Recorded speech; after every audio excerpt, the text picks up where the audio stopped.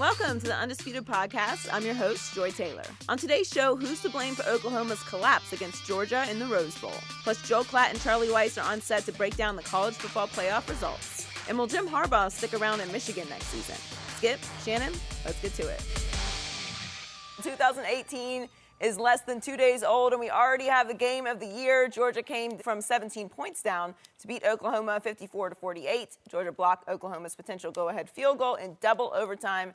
And then on the Bulldogs' next drive, Sony Michel ran it in for the game-winning score. Baker Mayfield accounted for 3 touchdowns, but the Bulldogs got the win and advanced to next week's national championship. Let's take a listen to Mayfield and Kirby Smart after the game. This is a really unbelievable atmosphere. I mean, to think about both sides, both fan bases did a tremendous job. I want to give a lot of compliments to Oklahoma. You know, Coach Riley does a great job. I mean, Lincoln's been a problem for a lot of defenses, and he created a lot for us tonight. He does a really good job. But our kids are so resilient. They never stopped chopping wood. They kept fighting. They believed. There was offensive players affecting defensive players in the locker room at halftime, and they kept fighting.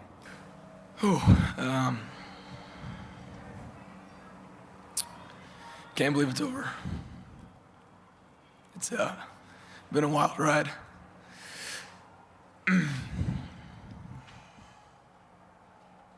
Shannon, what happened last night? Georgia Bulldogs happened. That's what happened. And I tried to explain to someone sitting up here on this desk, Joy, not you, that the Georgia Bulldogs offense was for real. And I said if Oklahoma's offense and Georgia Bulldogs defense is a push, who you like? OU's defense or Georgia's offense? Give Georgia credit. They fell behind and they ran themselves back into the ball game. When you can carry the ball 25 times for 326 yards, 326, 13 yards a carry. The Big 12, they do not play defense. What they do is that they try to outscore you, and they hope they can create 1 turnover, maybe 2. And normally, if Oklahoma's playing anyone else, I'm not so sure they're able to overcome what happened to Georgia early, especially in that first half.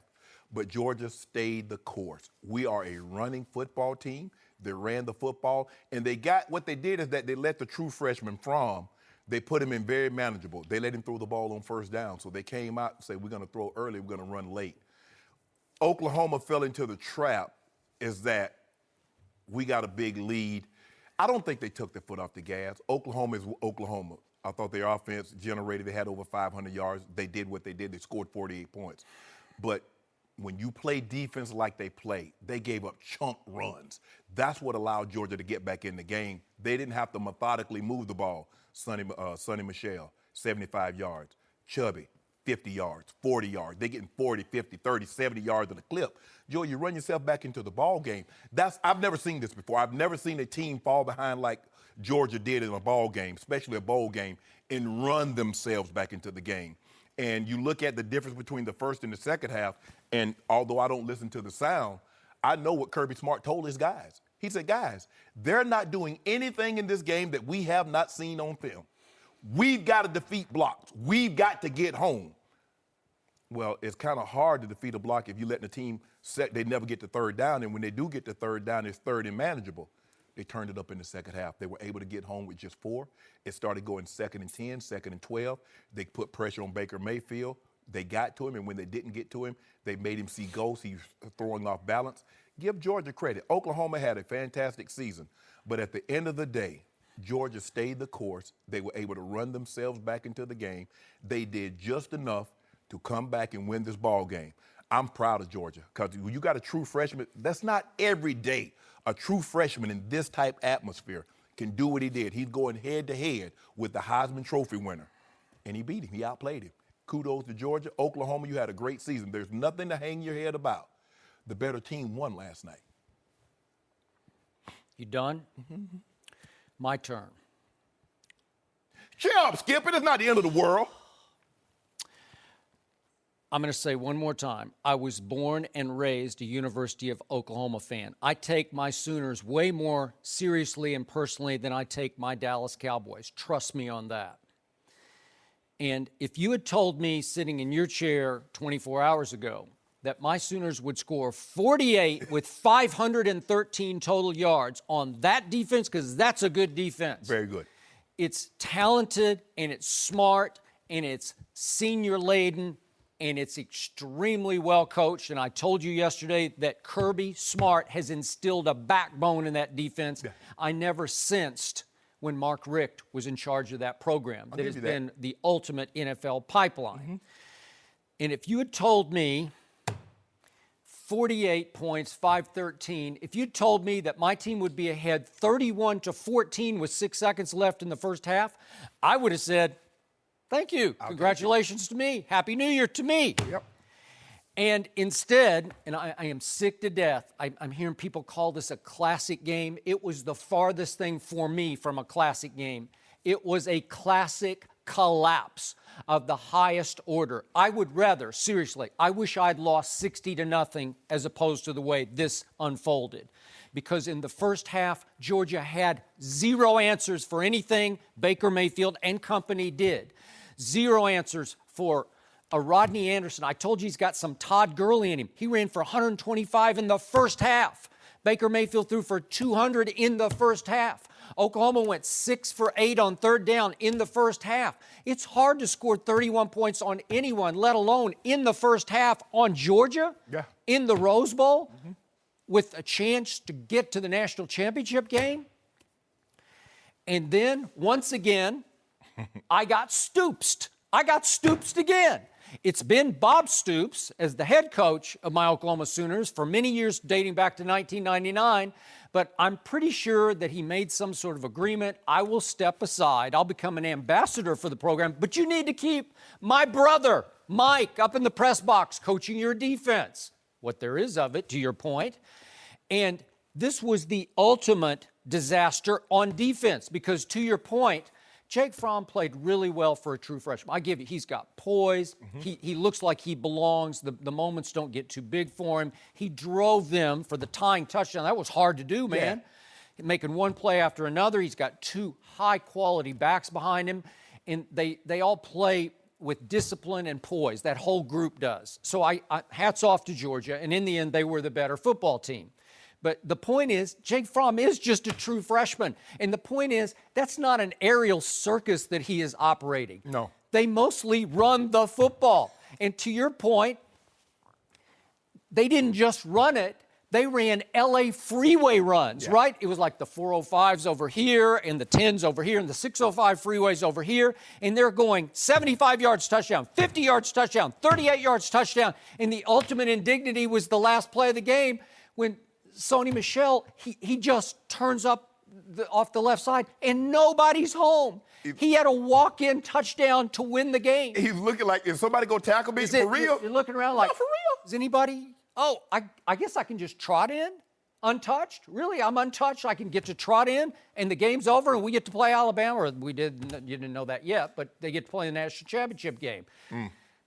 So, do you realize how many big stage, late season, high-stakes games that Bob Stoops inflicted one humiliation and embarrassment after another on me as an OU fan and all OU fans out in Sooner Nation? It was over and over. Let me just hit some of the lowlights, and this was the all-time worst. This was the worst last night. But if we go back to 2004, they're in the Big 12 championship game as the number one ranked team, and they lose to Darren Sproles in Kansas State 35-7 and go on and lose to Nick Saban, LSU, in the Sugar Bowl for the national championship. I don't even know how they got there. Right. Then Matt Leinart does a 55-19 on them in the national championship game in which they were favored.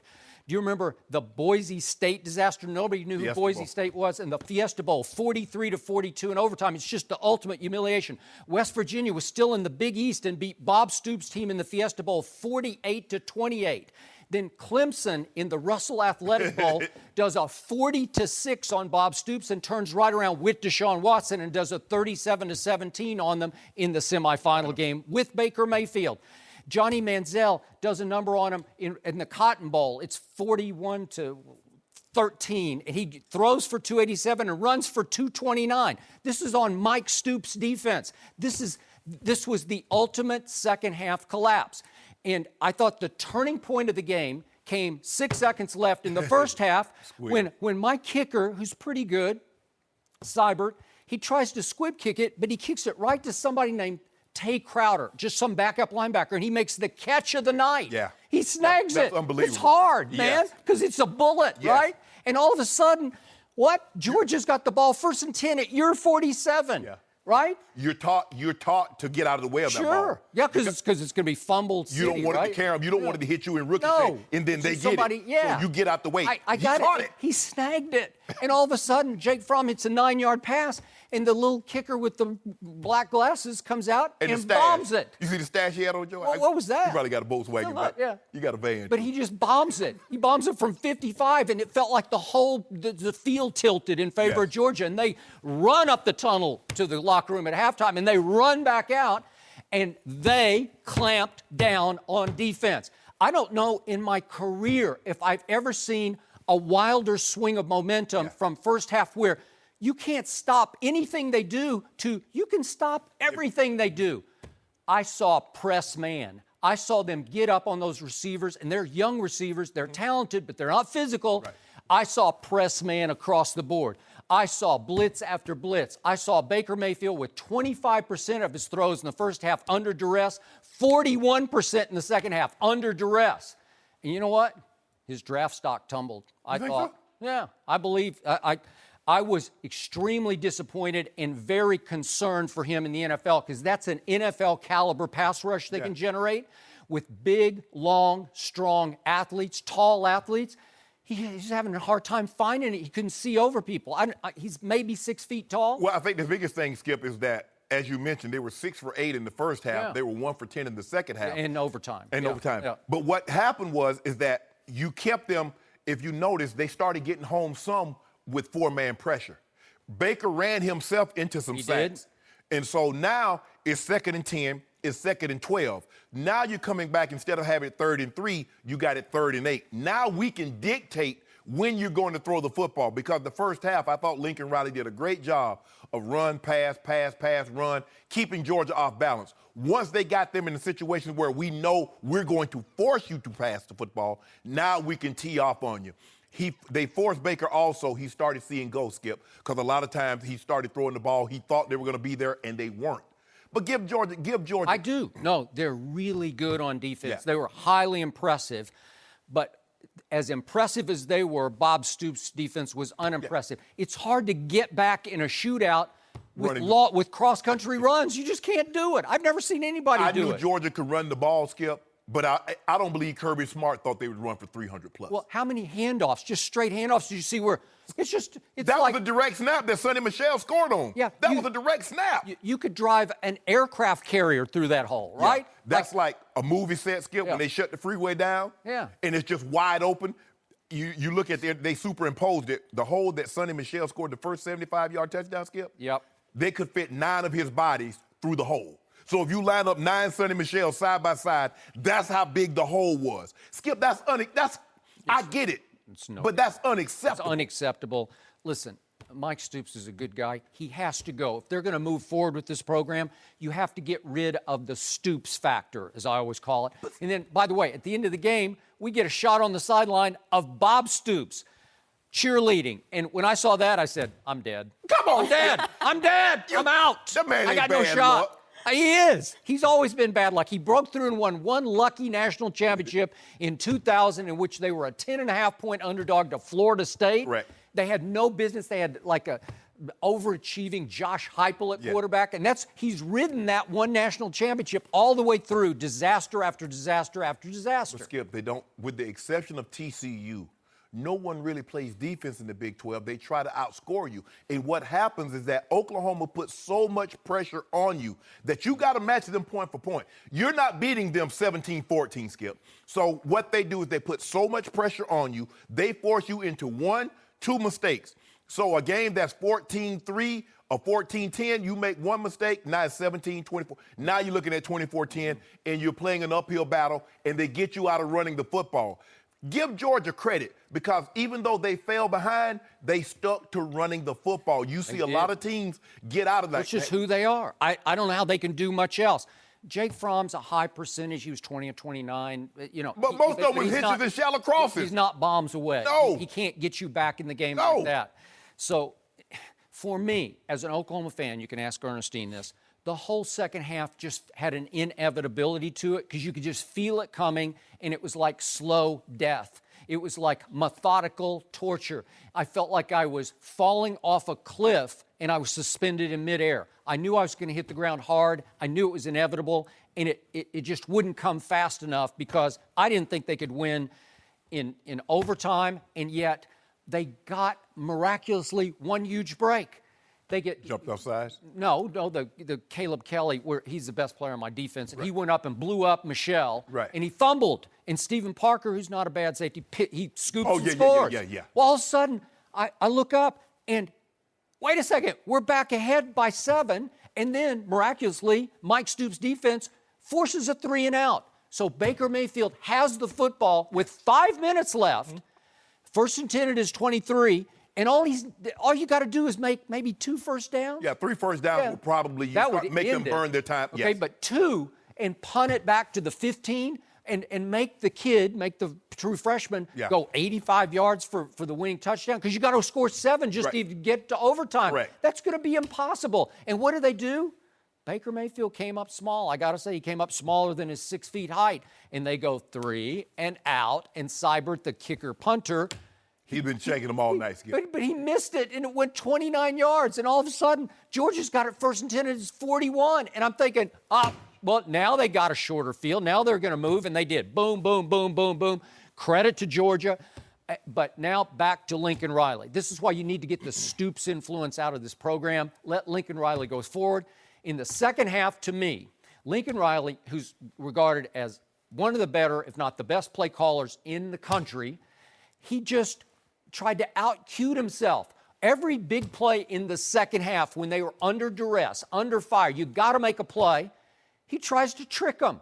He kept sending a message to Kirby Smart, I can't beat you straight up. I got to run trick plays. The one trick play worked at the end of the first half when they had CeeDee Lamb do the reverse pass to Baker Mayfield, and that made it 31. Right. And then the whole second half is trick play, cute, out-cute you. And just line up and do what you do, the way Georgia was. Let Baker Mayfield just drop it back and try to throw it to the tight end. Just do something. Instead, they're trying to run, gizmo, gadget plays. But that's who they are, Skip. You knew the momentum. Okay, the first half, Oklahoma really had all the momentum. Okay, they gave up that 6 second. The guy snagged it. He ends up throwing a 9-yard pass. They kicked a long field goal. You knew Georgia was going to make a run. The question is, did Oklahoma put enough distance between them and Georgia? Skip, you know there's going to be momentum swing.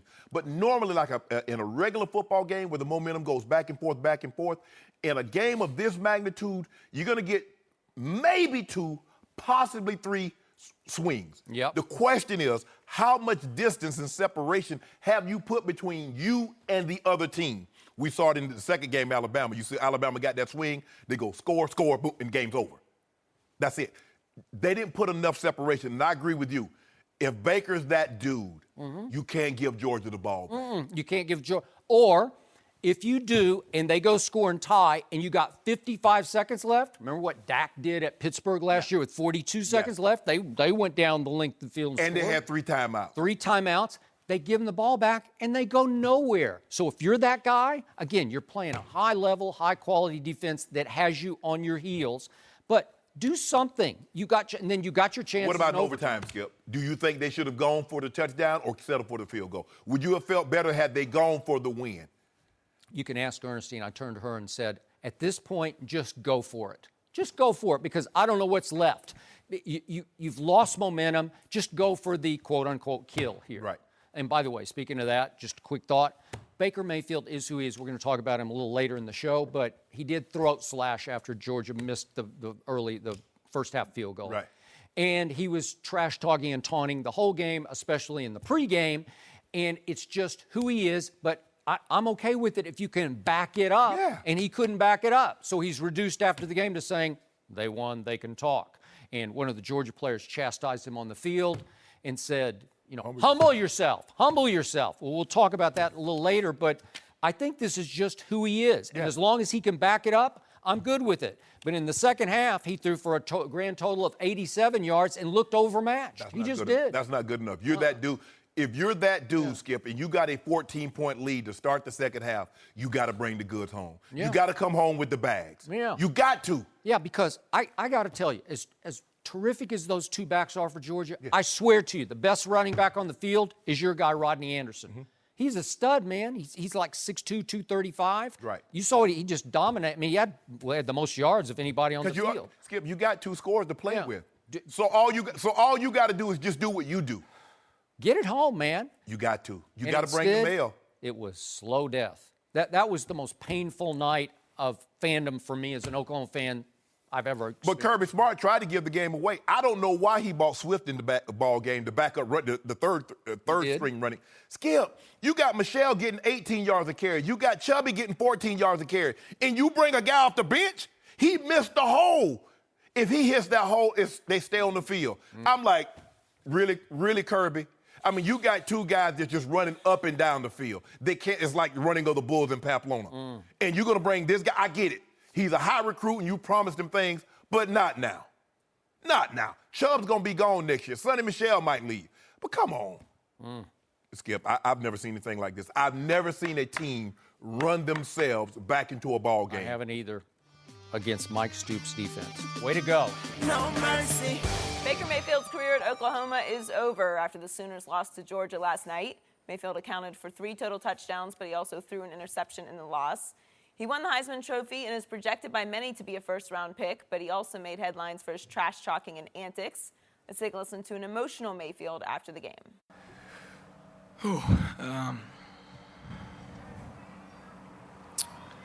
Can't believe it's over.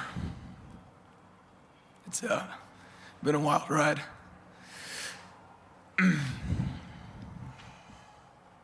We're joined now by Charlie Weis. Charlie, welcome. Good morning. Thank you very much. Charlie, did Baker help or hurt his draft stock yesterday?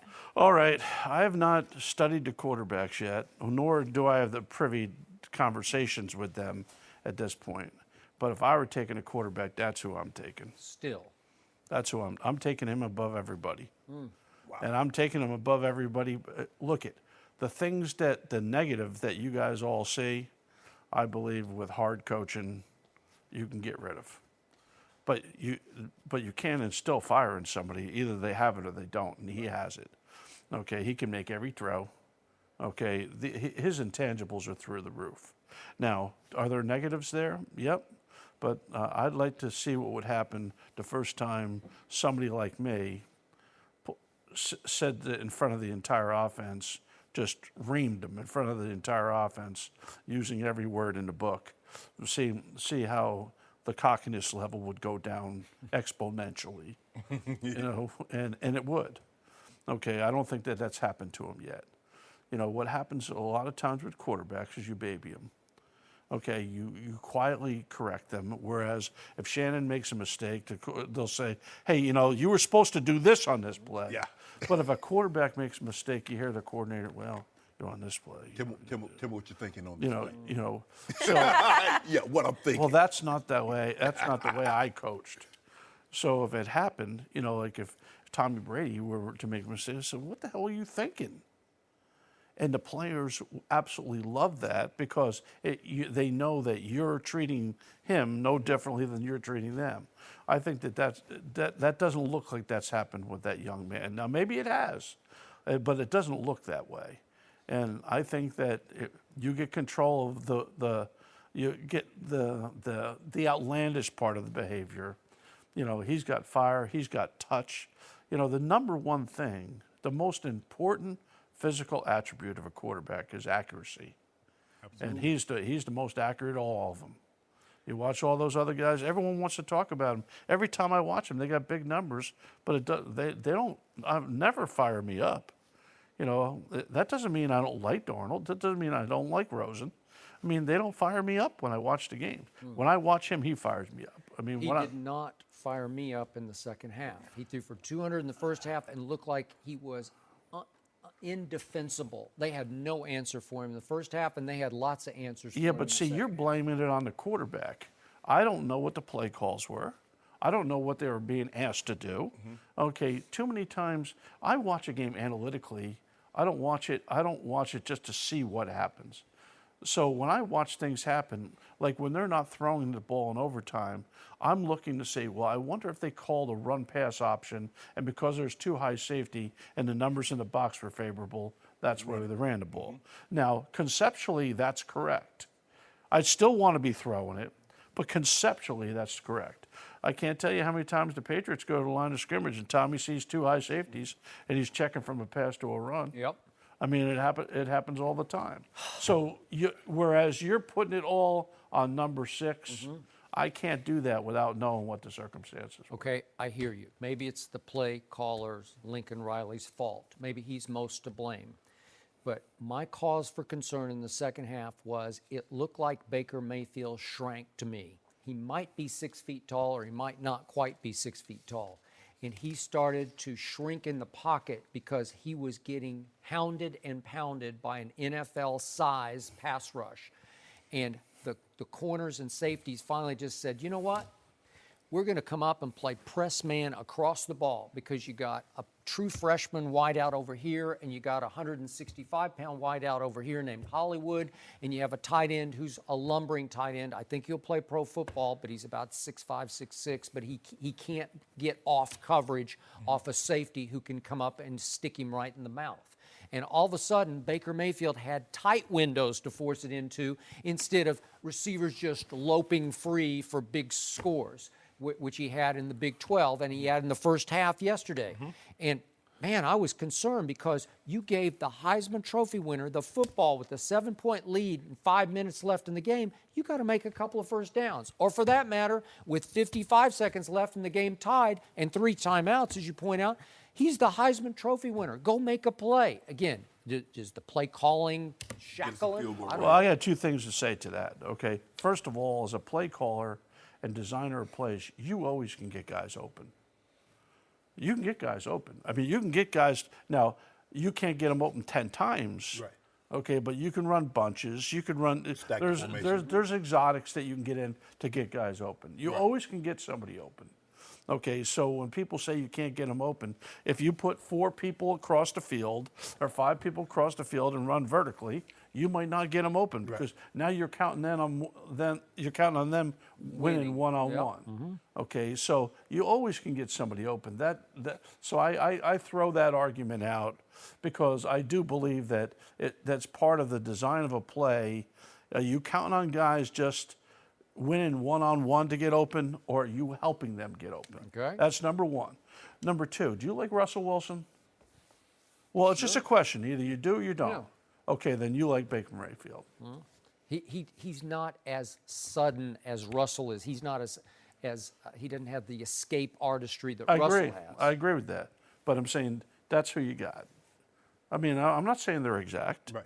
I'll say I don't let that 6 foot, he's only 6 feet tall. I don't let that scare me. Now, of course, I haven't watched every game, but I'm sure if I'm watching every game, especially in the Big 12, when he's throwing it for 500 yards a game, there's going to be very little I dislike. The most important thing I would need to do if I were an NFL franchise, I'd need to be able to know him personally. I'd need to be in his mind. I know what his heart is. Okay, I'd like to know where his head is, because his head's really going to determine what kind of success he has, because he's already fighting one limitation, and that's just outright size. Yep. For me, I'm unchanged because I thought he did some good things early on. I thought he threw the ball well from the pocket. I thought he threw on the move very well. I think the first touchdown and maybe the last touchdown that tied the game or that tied the game up, he moved out of the pocket. He beat the rush. And like Charlie, you always say, you don't see pressure, you feel pressure. That's right. But I also felt that he felt something that wasn't there and ran himself into some sacks because they started heating him up. And when they started to heat him up, he started to see ghosts that weren't actually there. And so his accuracy suffered a little bit. The thing is, there are some red flags. You have his height, you have his off-the-field stuff. And as you mentioned, Charlie, they are a team, if you're looking to take this young man in the first round, or even maybe high in the second round, you're going to do your due diligence. You're going to know everything there is to know about Baker Mayfield, and you're just not going to get it from him. You're going to ask him people that was in his life that he might not know that were in his life.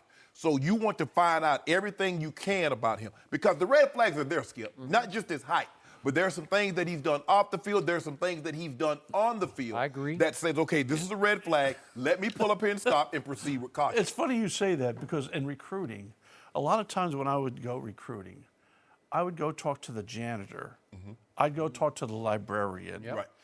Not the football coach. They're going to lie to you. Exactly. They're going to tell you the best kid that they've ever had. Right. Oh, the best. They're all the best. Yes. I mean, I can't tell you how many the best I've ever had. But then when you're the security guard. Yes. You know, the people that really know who the people are in the school. Okay, you go, hey, what's this kid like? And, you know, every once in a while they say, what a dirtbag. You know, and you'd know that, okay, that was a red flag now, Yeah. you know, when somebody like that. But you're right, NFL teams are going to do due diligence on him. So, like, he might not have the height for them to take in the first couple of picks like people were taking. But if I'm a good team, and I need a backup. I need a starting quarterback. That Okay, could sit for a couple that could sit and learn how to do things right. Yep. Okay, I mean, I'm Okay, jumping all I over. hear you, but to your earlier point, I look for transcendence at the college level. I look for Deshaun Watson to say, okay, get out of the way. I got this. Cam Newton. I'm going to make this play with Yeah. my legs or my arm, and I'm Correct. going to beat you.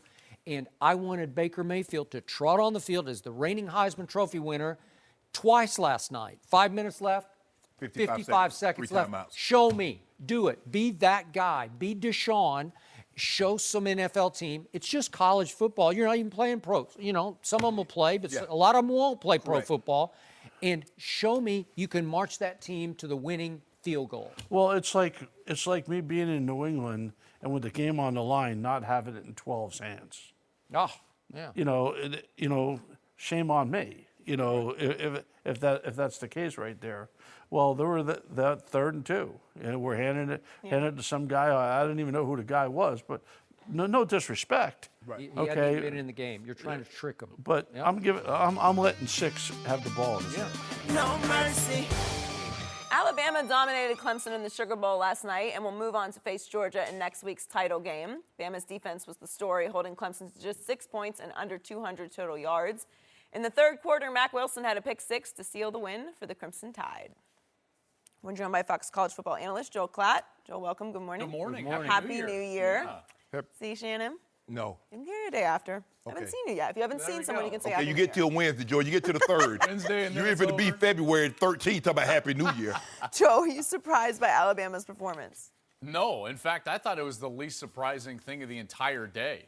You know, I was actually pretty surprised that Clemson laid the egg that they did, in particular with Kelly Bryant's form in the last 3 or 4 games to end the regular season. I was surprised that Jake Fromm for Georgia had so much poise in his last drive in the fourth quarter. I was surprised at the conservative nature that Oklahoma took late in that game offensively. The least surprising thing of the day was that Bama played great on defense. That's what they do. Since 2007, there's been no team in college football that has held more teams to under 200 yards. 49th time. Does that make sense? Damn! 49th time. Did you know that? Wait, you're cherry picking stats. No, that's just 49 times they've held opponents under 200 yards. Since You know the 2000. next closest team? Who the next closest? Next closest.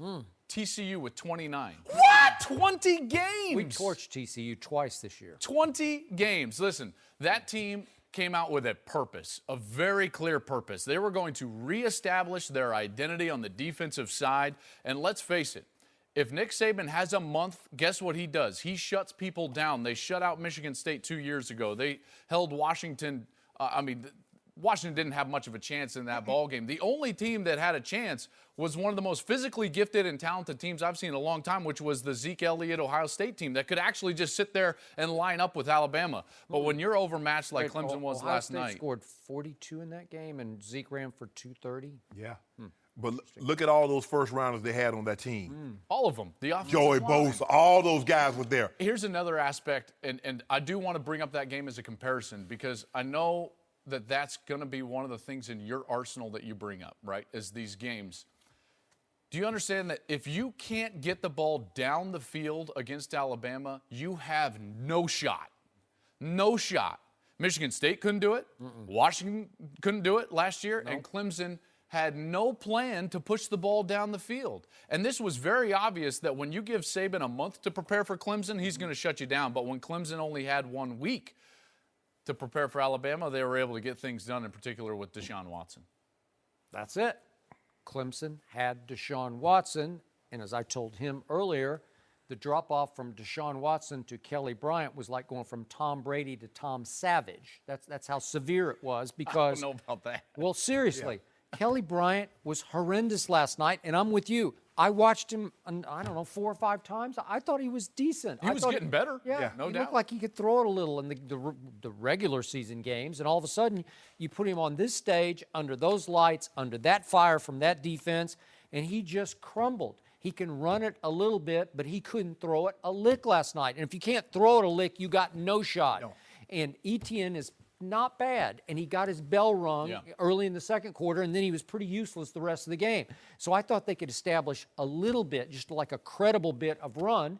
And then, as you brought up, Minkah Fitzpatrick is really good. He's the best DB in the country, and they just put him on poor little Hunter Renfrow and just said, no, He didn't have a chance. You can't have him. You take a possible top 5 pick and put him on a former walk-on. You do. And the walk-on's pretty, he's pretty shifty. It shows what Coach Saban thinks about him. That's true. That is That's correct. true. And he made 2 nice catches late in that last ill-fated drive that resulted in no points. But the point is, Minkah said after the game, I put hands on him. And he did. He just got up and got physical with him and took him out of the game and took the security blanket away from the young quarterback who was just lost. But all that said, don't forget this. Clemson has the ball and is actually driving the football and is all the way down to 1st and 10 at the Alabama 35, and it's mid-third quarter, and it's still only 10-6 Alabama. And all of a sudden, Kelly Bryant drops back, and these are just back-to-back bad luck plays, and he gets blown up as he's trying to throw, and the ball squirts sideways, and the big fella, Payne, just snatches it. He did. He made a nice catch, and he rumbled and stumbled down, and he gets a horse collar, and all of a sudden, they're in business 1st and 10 at the 27 of Clemson, and go boom, boom, boom, touchdown, and now it's 17-6, and then the very next play, so 13 seconds later, Kelly Bryant tries to force one in, the ball gets batted up in the air, and it's pick 6. Yeah. And all of a sudden it goes from 10-6 to 24-6, and the game is over. Well, it was really a 2-play game, and that was it, ball game. But until that point, I'm just saying, well, this is like a 50-50. This is I wasn't sure anybody was going to score more than like 14 points, 16 points maybe. I'm not surprised. I'm not surprised Alabama won. I'm surprised with the relative ease at which they won. Because was it that easy? Yeah, Skip, because I don't think Alabama ever felt they were in jeopardy. Because Clemson had shown no signs that they could consistently move the ball. And so unless they got a pick 6 or they got a scoop and score, the likelihood of them driving the ball 70 yards, 80 yards, because remember, Alabama kept them backed up. So now all of a sudden you're going to have to drive. You're not against Alabama unless you got. See, Skip, when you talk about Deshaun Watson, look what he did to Belichick's defense. Look what he did to the Legion of Boom. Loved him. I loved him. So you know what he can do. Cam Newton. Yeah. So we're talking about guys that had extraordinary college careers, correct, but they've been that in the NFL also. A guy that can only run the football, he's got to be more than serviceable to beat Coach Saban, because his defense, they're predicated in choking out the run. Yep. They got to make you one-dimensional, Skip, because they play a base 3-4, and they like to keep big people on the field. Well, now, if they can't stop the run, they got to take those big people off and put little guys on there. Now you start back running. He wants to tell you, dictate to you, you're throwing the ball in this situation. We know it. Okay, we're ready. But when he can't dictate with Zeke, because you keep thinking about Zeke ran for 230, but Cordell Jones picked up a lot of third downs with his legs, and he made some clutch throws. And they threw it down the field. Yes, Remember how they would attack down the field. Those safeties get a little bit softer, and then all of a sudden you hit a 3-man front right there on one side of the center. Another thing, guys, is you bring up, it's only 1 play or 2 plays, and I agree. Listen, 10-6, you think, boy, Clemson's got a little momentum. However, that was after Alabama had turned the ball over in their own territory, and Clemson only got a field goal out of it. Mm-hmm. That's when I thought to myself, okay, this isn't happening. They didn't get a yard, and then Jalen Hurts. Calvin Ridley's like 10 yards behind the secondary. All Jalen Hurts has to do is throw the ball. He underthrows it, the safety gets back in and makes the play. If that score gets to 17-3, it might end up being 31-3. Yeah, you never know. You never know. He threw for 120 yards. What did That's Coach, not what impressive. did Coach say? When they asked Coach Saban, what did he say against Auburn? He said, we got away from our identity. Yeah. They gave up 168 rush yards to But Auburn. Skip, on 49 attempts. Okay, but it's what Auburn does, and you couldn't stop them from doing what they do. Now, they Stidham- trick you. It's all misdirection, But- and it's but- clever. Little different offensively. But than Stidham threw the ball well. he though, threw Skip. it pretty That's well. right. So we're going to see, Yeah. because I don't believe Sonny Michel and Chubb will run the football effectively against Alabama like they did Oklahoma. So now the true freshman will have to play big. Now, you know Coach Saban, you know what they like to do with true freshmen. He'll come get you. They're trying. Georgia's going to do, or at least try to do, something that I candidly haven't seen in the Saban era, which is Line up in the eye. And just go to the center of the ring and say, "Let's go."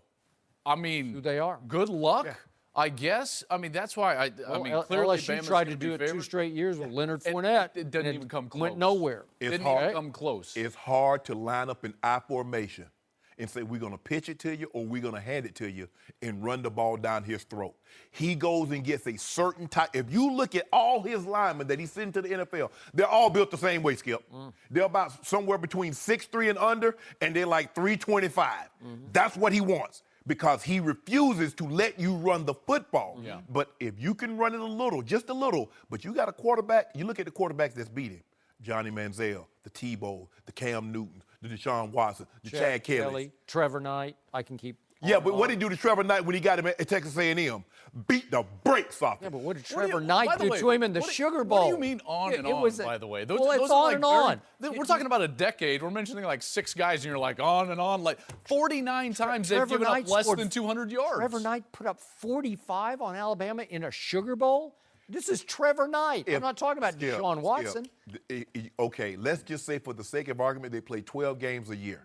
12, so that's 120 games. You pick out 8.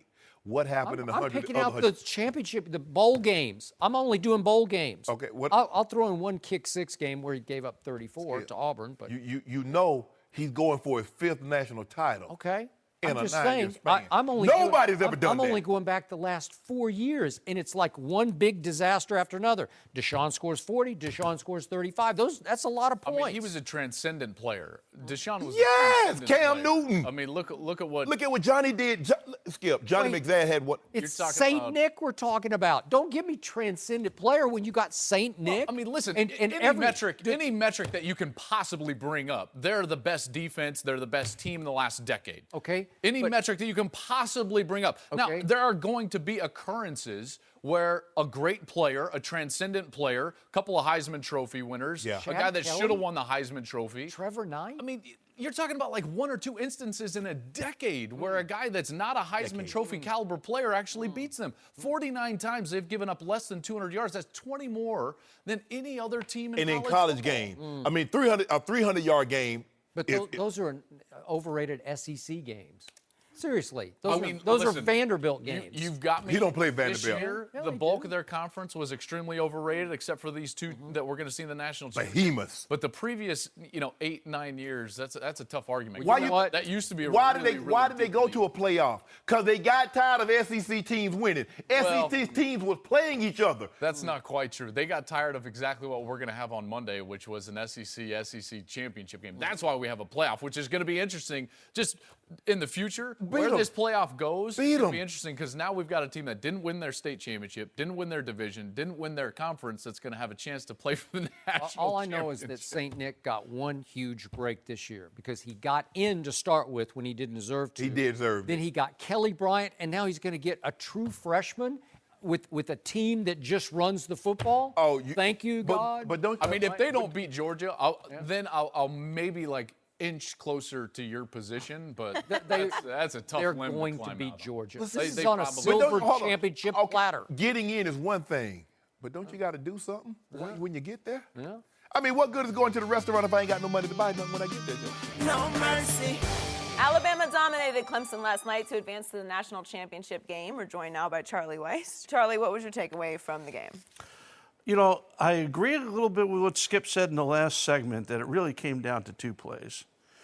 because it really was a defensive battle. I mean, Alabama's offense didn't do a whole hell of a lot. No, it didn't. Clemson's offense did less, and it just came down to those 2 turnovers. The quarterback gets stripped, it gets hit, and they intercept the ball, get it, and down close, and they go in and score on a broken play. Right. And then they intercept the pass for a touchdown, and game's over because, Alabama's defense obviously was fresh and healthy, and once you get there, you got the dogs are going to be coming now, because once they get that lead, and they know that you're going to have to score 3 times to go ahead and play with them. You got very little chance against that defense. And you got to go score 3 times going from distance because Alabama kept them pinned down. Go ahead, Skip. Would you agree that all turnovers are not created equal? Some are just bad luck. Some are clearly forced. And Kelly Bryant on the first one, there are 2 plays that happen within 13 seconds of each other, and it's mid-third quarter. In the first one, Clemson is actually, dare I say, driving. They got it 1st and 10. Oh, they Alabama's were driving. 35. And it's 10-6 Alabama. And I'm thinking, this is going to be interesting. And Kelly Bryant drops back to pass. He gets blown up, and he's trying to deliver the football, and it squirts sideways. And all of a sudden, Deron Payne is there, and he made a nice scoop. He did. He caught it. He's very athletic for his size. But the circumstances all had to play together. Right. First of all, anytime you get a strip, anytime a guy hits a quarterback when they're throwing the ball, something bad could happen for the offense. Okay, and the guy, you got a defensive lineman who obviously has good hands. Need I say that you could see that the guy obviously has some athleticism about him. Absolutely, he plays something other than D-line. So there's the ball. There's the ball. There's the ball. He's going to catch it, and he obviously looked like he knew what to do with it once he got it. Yeah. I mean, it required a horse collar to bring him down from behind, and there's 15 more. The next one, the corner sticks his hand in there, hits the ball, pops up. But that's more of a good play by the corner right there. And it's bad luck that it goes right to somebody else who just pick sixes it, right? How many times have we seen that ball go to the ground? The guy knocks it down, goes to the ground, and that's it. But the game ended. When that second play happened, that was 24-6. It's over because they were playing solid on defense, and granted, Clemson was given a little bit of the drive right there where who knows, maybe they get a field goal, maybe they get a touchdown. I don't know, but at the end of the day, Alabama getting those defensive players back healthy was the difference in the game. And Kelly Bryant was not the difference maker, obviously, that Deshaun was in the last 2 championship games. Well, he can't throw it like Deshaun. I think he can't run like Deshaun either. Yeah. Deshaun's underrated as far as how good he can throw. I mean, he's a great thrower. Yeah. I think we saw that this year in pro football. He's a great thrower. But Charlie, if you look at Alabama's not trying to do a whole lot offensively. They're just not trying to lose the game.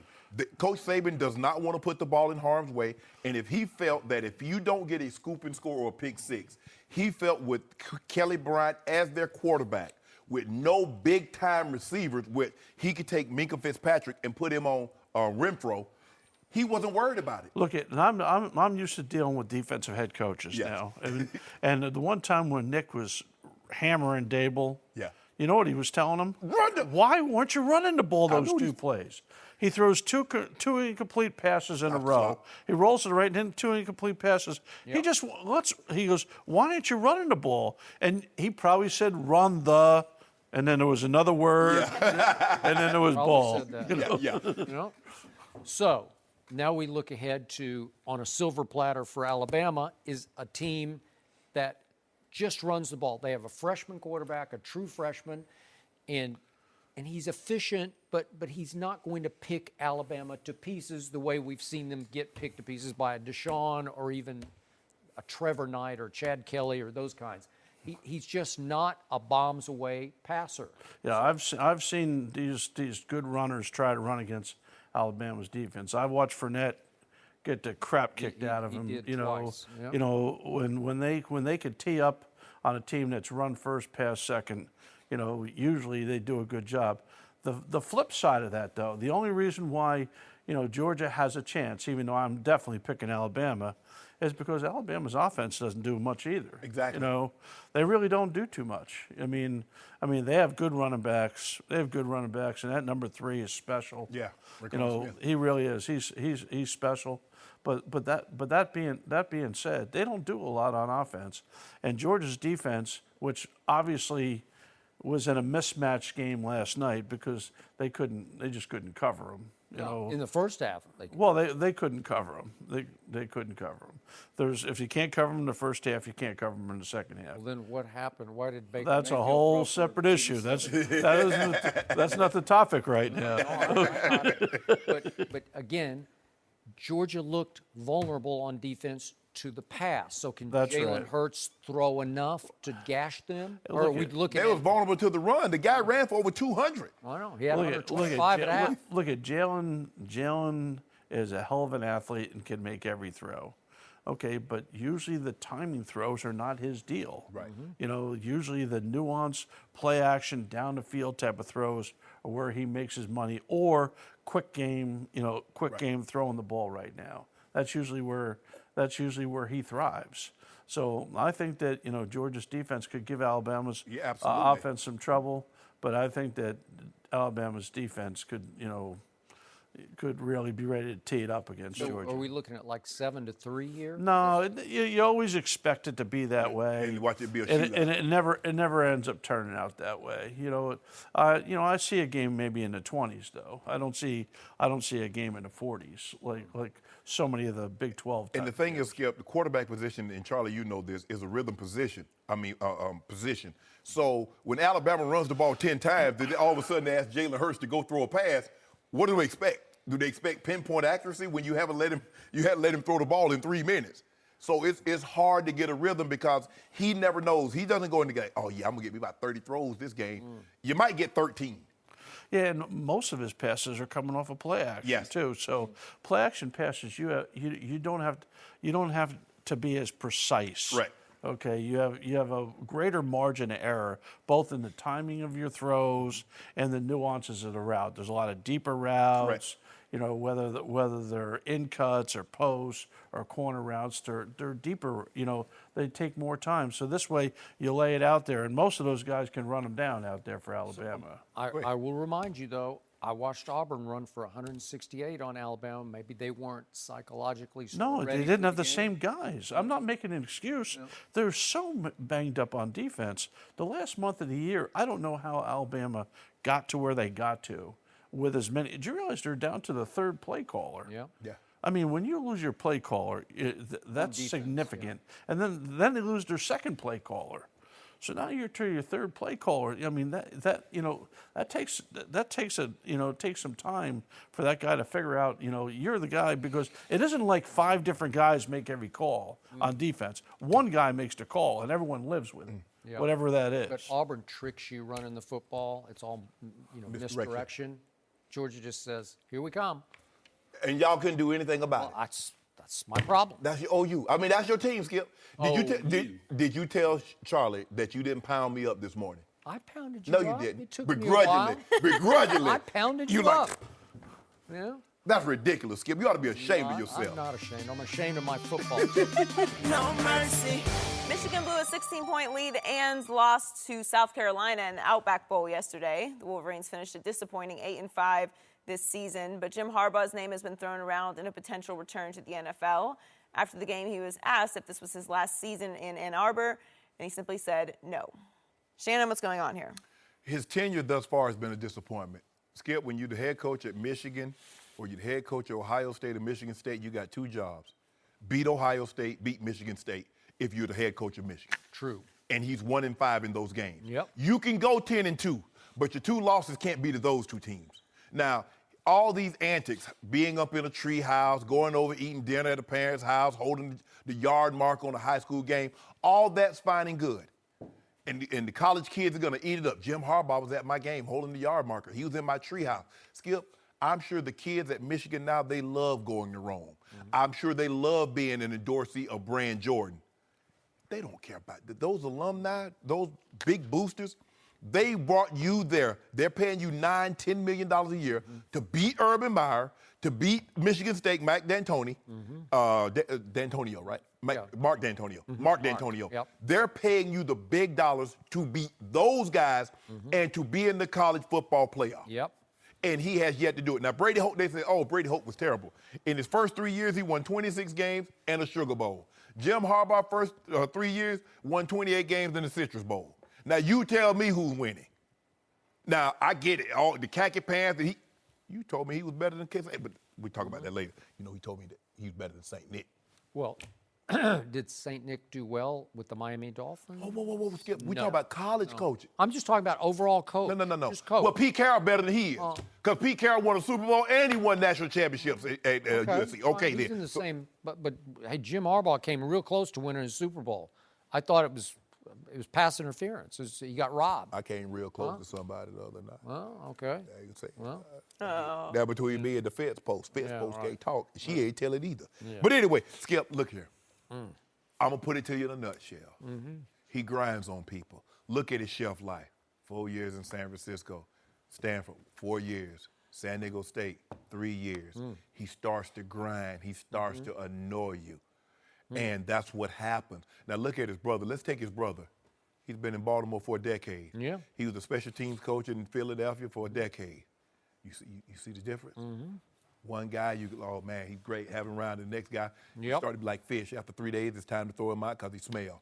That's what Jim Harbaugh do. He starts to grind, he starts to annoy you, and you're ready to move on. But I can tell you this, all that's fine and good, and the brand Jordan and going to Rome and meeting the Pope, maybe he gave the Pope some brand Jordans.